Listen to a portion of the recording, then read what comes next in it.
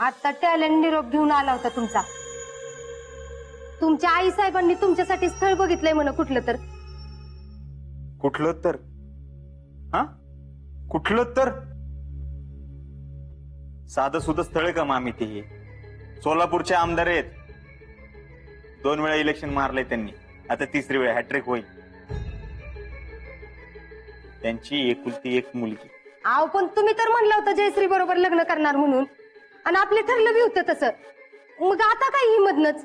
मामी, पण हे स्थळ आई साहेबांनी आणले आणि त्यांना नाही कसं म्हणणार? अहो भैया, असं कसं म्हणताय तुम्ही? मामी मामी लिसन, काय आमच्या आई साहेबांनी हे एवढं घर सजवलं, तर ह्या घराला शोभल अशी सुनबाई आणण्याचा अधिकार त्यांना आहे का नाही? तुम्हीच करा बरं विचार. आणि समजा बर का आमचं जयश्री बरोबर लग्न झालं, तर हे सगळं कुणाचं होणार? जयश्रीच. हे पटतंय ना तुम्हाला? वय पण तुमच्या घराची शोभा बी वाढेल ना तिच्यामुळं. नाही, मान्य आहे शोभा येईल, पण त्या ठिकाणी जयश्रीच पाहिजे असं काय नाही ना. आता समजा तुम्ही म्हणताय पण आम्ही दुसरं कोणाशी लग्न केलं तर त्यांना या सगळ्याची सवय असेल ना. हे सगळं जुळवून घेताना त्यांना काय अडचण पण नाही होणार, कारण त्यांचं आणि आमचं घर सगळं तोलामोलाचं असेल. कबूल आहे, आम्ही तुमच्या तोला मोलाचं नाही, पण माझी छेडी बी मस्त हुशार आहे. तिला काय मामी, तुम्ही ना मला नीट समजून घेत नाही हो. कसं आहे मामी, समजा आम्ही जयश्रीशी लग्न केलं तर भलं कुणाचं होणार आहे?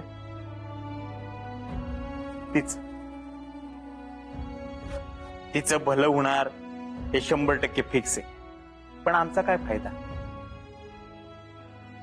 हे बघा मामी, साधं सिंपल सरळ गणित आहे. उद्या जर आम्ही आमदाराच्या पोरीशी लग्न केलं तर आमचा फायदा आहे आणि आम्हाला पुढे राजकारणात चान्सेस पण आहेत. बरोबर आहे, पण आता talent go gate milkshake for मामी. नाही नाही, नको मला काय. मामी, आम्ही जे का आता बोललो ते आमचं मत नाहीये, आमच्या आई साहेबांचं मत आहे, आणि आम्ही काय त्यांच्या मताविरुद्ध नाही. आता एका आईला त्याच्या मुलाची काळजी असणारच की. अहो, मी बी काय म्हणूनच आले तुमच्याकडं. माझ्या जेडीला एवढं पदरात घ्या, वाटलं तर तुमच्या पुढे हात पसरते मी.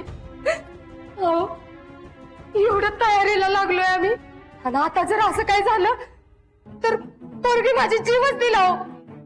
हो हो, फेडरेशन अध्यक्ष आहे तुम्ही? कसली अध्यक्ष आणि कसलं काय. अहो, रोज घुसमटताना बघते मी पोरगीला, माझा जीव तेळ तुटतो. तुमच्याशी लग्न करायचं म्हणल्यावर लय दिसात ना हसलेलं बघितलं तिला. आज तर ती सातारला बी गेली. एवढ्या दिवसात पहिल्यांदाच घराबाहेर पडली पोरगी. एवढी मेहरबानी करा भैया, असं लग्नाला नाही म्हणू नका. तुमचे उपकार आयुष्यभर विसरणार नाही मी. अहो, काय बोलताय अध्यक्ष? What are you talking about that? आणि उपकार कसले? अहो, आम्हीच तुमच्याकडे आलो होतो. का आलो होतो माहिती? आम्हाला पण त्रास होत होता. म्हटलं एवढी इंटेलिजंट पोरगी, एवढी हुशार पोरगी, पण कुणीच कसं एक्सेप्ट करत नाही अजून हिला. नाही, आपण यांचं आयुष्य सावरायला पाहिजे म्हणून. तेच की भैया, तुम्ही देव माणूस आहे बघा. अहो, कोण विचार करताय एवढा? आता आमचे हेच बघा की तिच्या पप्पांनी सुद्धा तिच्यासाठी स्थळ नाही बघितलं, मग बाकीच्यांचं काय घेऊन बसलाय. पण कृपा करा भैया, आणि माझ्या पोरीला तेवढं पदरात घ्या. पाहिजे तर पदर पसरते मी तुमच्या पुढं. तुमचा उपकार आयुष्यभर विसरणार नाही मी.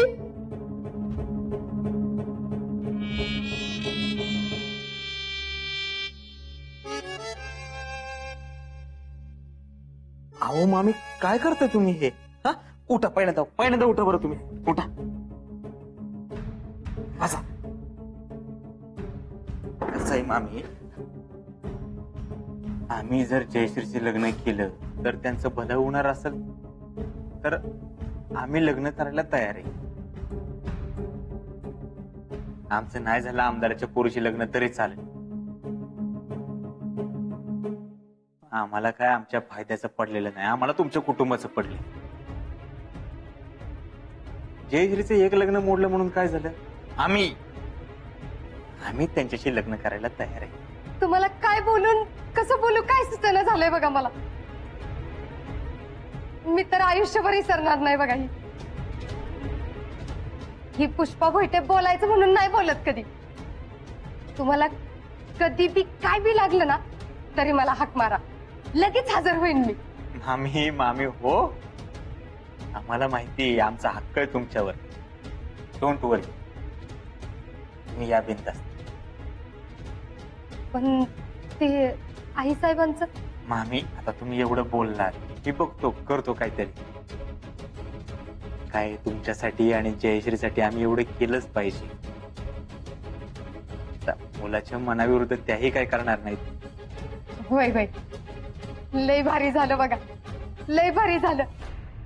बर येऊ का मी? घरी जाऊन सगळ्यांना सांगते. येते. थांबा ए टॅलेंट, जा मिल्कशेकचं बघ. आहो नाही नको, काय नको मला. मामी रेडी मिल्कशेक. नाही नकोच, येते.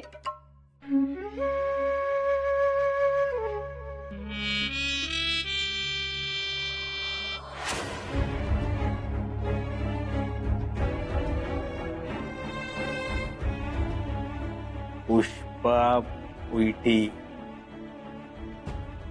या कर्जाचं व्याज आयुष्यभर वसूल नाही केलं तर बघा.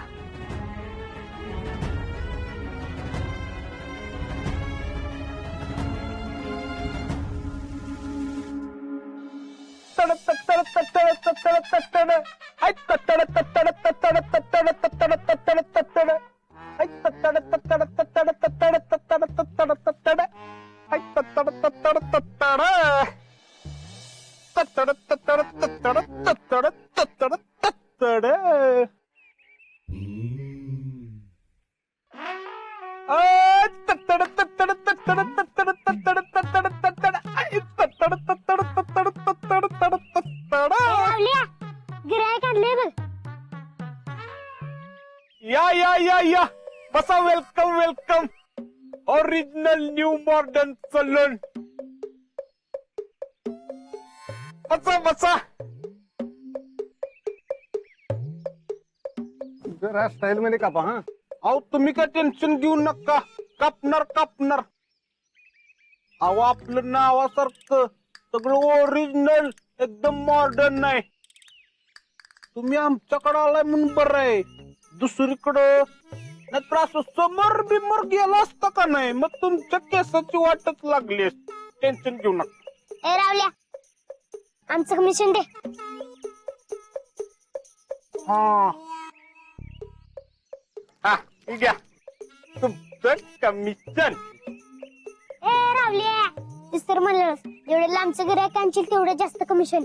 हा मग विचार की त्यांना कुठले आहेत ते. हो पाहुणं, कुठनं आलाय हो तुम्ही? मी कोल्हापूरहून आलोय. काय कोल्हापूरवरून? ठीक आहे, कमिशन एक्स्ट्रा. बघितलं का, आपल्याकडं माणसं कोल्हापूरवरून केस कापा येतात. कोल्हापूर.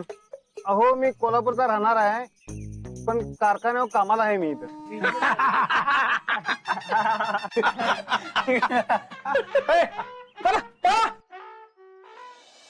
तुला सांगतो मामीची इतकी मजा आली होती का नाही.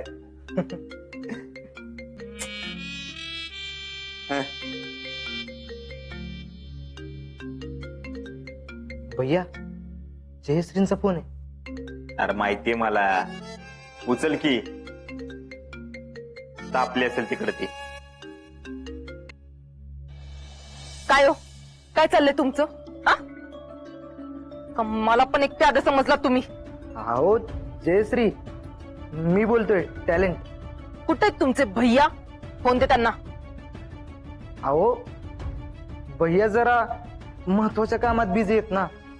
मी त्यांचं काम झालं की हा हा माहितीये, लय कामं असतात ती. आम्ही बी काही रस्त्यावर नाही पडलो. फोन दे त्यांना आता लगेच. मला माहितीये ते तिथंच आहेत. फोन दे लगेच. अहो भैया हे ऐकायलाच तयार नाही. घ्या तुम्हीच बोला. बाया उठ पहाड घेण्याची घेऊ. कुणाचा फोन आहे रे टॅलेंट? जयश्रींचा. अरे महादेव सांगायचं नाही का त्यांचा फोन आहे? हा बोला प्रेसिडेंट, काय म्हणताय? हा हीच की, हीच प्रेसिडेंट बोलून बोलून पर गंडा घातलाय तुम्ही मला. काय ठरलं होतं आपलं? अहो चिल, ऐकून तरी घ्या आमचं. ऐकून घ्या आधी माझं. बोलते ना मी. काय ठरलं होतं आपलं? हा येऊन चारदा बोलले. पण तुम्ही तर लई मोठ्या तोंडानं डील केलं ना माझ्यासोबत कागदावर. मग आता काय झालं?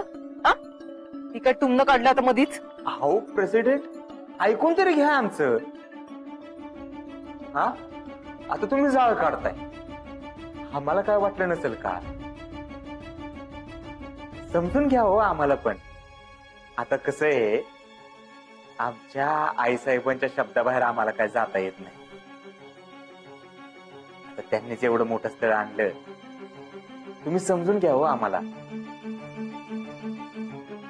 आता समजा उद्या आपल्या मामी म्हणजे अध्यक्ष यांच्या शब्दाबाहेर तुम्हाला जाता येणार आहे का? नाही का? नाही. अगदी तसंच आहे आमचं पण. समजून घ्या हो. Try to understand. Hello president, ऐकताय ना? हा ती काय मला माहित नाही. तुम्ही काय बोलला होतात? अहो मान्य ना, सगळं मान्य आहे. पण मला थोडासा वेळ द्या. हा आय विल कॉल यू. कशाला? नाही तीच सांगायला काय होतंय काय नाही. हा ठेवू का प्रेसिडेंट?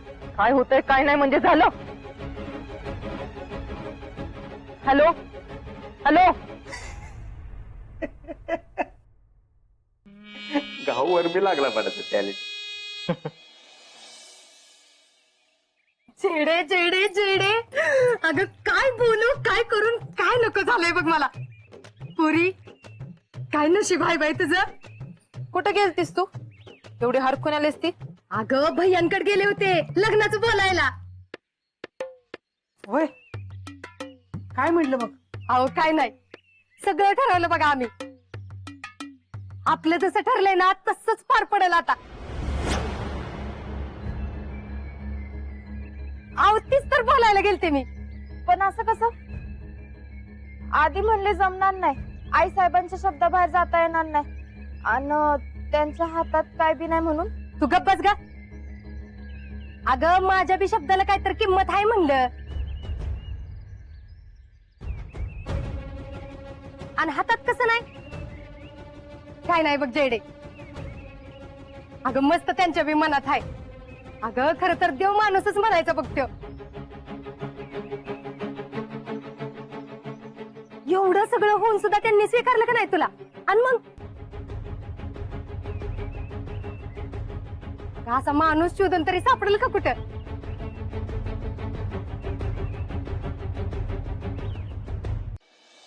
अहो बाकी कसला बी विचार केला नाही त्यांनी. निस्ती पोरगी बघितली न होय म्हटल्यात.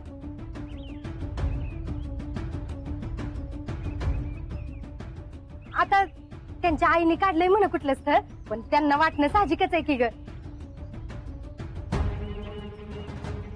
पण भैया म्हणालेत तुम्ही काय बी काळजी करू नका, मी बघतो आणि काय तर करतोच म्हणल्यात बघ. आधीच त्यांचे लई उपकार आहेत बघ आपल्यावर. आणि आता तर उभ्या जन्मात फिटायचं नाहीत. अगं जेडे बघत काय बसलीस? चल चल देवाच्या पाया पडून येऊ. चल आज.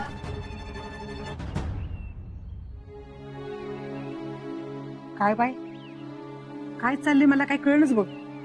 तो भैया पण एवढं का तयात मॅच करतोय काय समजत नाही. देवा पांडुरंगा तूच बघ रे बाबा. या भैयाचं चाललंय तरी काय नेमकं? घडीला होय म्हणतोय, घडीला नाही म्हणतोय. काहीतरी वेगळं शिस्त त्याच्या डोक्यात, एवढं नक्की. पण काय, याचा शोध लावायच लागल. झालं का आवरलं का? झालं. आपलं जरा किरकोळ सामान राहिलं तर लावायचं, तेच लावत होते. चांगलं केलंस की ग मागच्या वेळेस सारखं. नक्की चांगलं झालंय का? उगाच आपलं म्हणायचं म्हणून म्हणताय? अगं नाही ग, खरंच वाटते. नाही, सुरू करायचंच होतं, पण म्हटलं आधी घरातलं सगळं नीट होऊ दे, मार्गी लागू दे एकदा असं. आणि हे काय हो, वेळ जायसाठी 4 पैसे मिळतात म्हणून करायचं. गप्पा मारायला आपल्याला एक पार झालाय बघ चांगला. ती बापे लोक काय बसतात देवळासमोर, तसं आपल्याला बसता येते वे. होय, ती पण खरंच आहे म्हणा. पण ही पार्लरची जुळवाजुळव करायला मला लय वेळ गेला बघा. आणि दुसरी जुळाजुळा करायला किती वेळ गेला. नाही म्हणजे आमच्या कानावर आलंय तसं म्हणून म्हंटल. अहो वहिनी, तुम्ही कशाबद्दल बोलताय? मला काहीच कळणार तुम्ही काय म्हणताय. बघ बाई, भैया आणि जयश्रीचं लग्न ठरलं आणि तुम्ही म्हणताय काहीच माहित नाही. काय सांगताय? मला तर यातलं काहीच माहित नाही. नाही नाही, असं काही नसेल. लोकांना उगाच बोलायला काय जातंय? त्या गोट्याच्या आईने सांगितलं मला. तिला आणि त्या गोट्याला टॅलेंट कडनं कळालं बघ, आणि त्यांच्याकडून त्याच्या आईला. अहो पण आम्हाला ह्यातलं काहीच कसं माहित नाही. बस करा, लय भोळं बनू नका. फुकटच्या फाकट वाईटपणा आला का नाही तुमच्या शीतलमुळं? आता हो, त्यात तुम्हाला काय झालं? तुमच्या अजिंक्यच्या आणि शीतलीच्या नादानं आमचं पोरगं रोज जातं ट्रेनिंगला. त्याच्यावर केवढं रामायण झालं माहित नाही तुम्हाला? तो भैया घरला येऊन सांगून गेला, काय नाही ते ट्रेनिंग मध्ये काय पाठवू बिठवू नका, त्यापेक्षा नोकरीला पाठवा. आणि आता बी जयश्री सारख्या पुरीला स्वीकारलं. तुमच्या शीतलचं ऐकून फुकटचा वाईटपणा घेतला का नाही आम्ही? काय झालं? काय? बरं येऊ का मी? दळण घेऊन जायचंय, जाता जाता दिसलं म्हणून बोलायचं म्हंटले. काय ग शीतल, कशी चालली लग्नाची तयारी?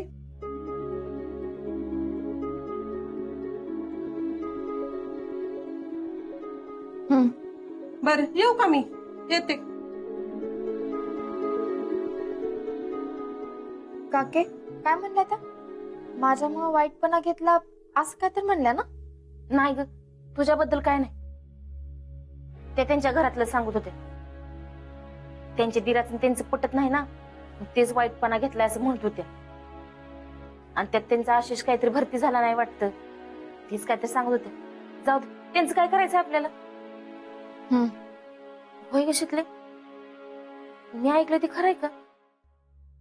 हर्षवर्धन आणि जयश्रीचं लग्न ठरलंय होय? अगं मग आम्हाला ह्यातलं काहीच कसं माहित नाही? आणि कसं झालंय आणि कधी? अगं काके, तो एक मोठा गोळ झालाय बघ. मी आसामला गेले होते का नाही, तेव्हापासून चाललंय. लई मोठी स्टोरी आहे, मी सांगते तुला निवांत. अगं ती आशिषची आता मला तीच सांगत होती, हर्षवर्धन लय मोठ्या मनाचा आहे म्हणून. जयश्री सारख्या पोरगी बरोबर लग्न करायला तयार झालाय. आणि होय ग शितले, ह्या सगळ्याला तू कशी काय तयार झालीस? अगं नाही, माझं तर ना आता डोकंच फिरायला लागले. तुला सांगितलं ना, मी तुला सांगते सगळं निवांत. बरं ऐक, माझं एक काम आहे. आपला तो लोखंडी तवा आहे का नाही, तू देतीस का? मला जरा घरी लागणार आहे. आणते मी, थांबित झाले. या भैयाचं नेमकं चाललंय तरी काय? घरी माणूस पाठवून सांगतो मोडलं म्हणून, आणि परत गावभर करतो की ठरलं म्हणून. या सगळ्याचा रोग माझ्यावरच आहे कुठं तर. पण नेमकं काय ते कळना झाले. माझ्यामुळं वाईटपणा आला असा आशिषची आई का म्हणल्या? त्यांना एकट्याला असं वाटतंय का अख्ख्या गावात असं वाटतंय की मी चुकीची आहे? यो भैया सुखानं कवा जगून देणार आहे कुणास ठाऊक.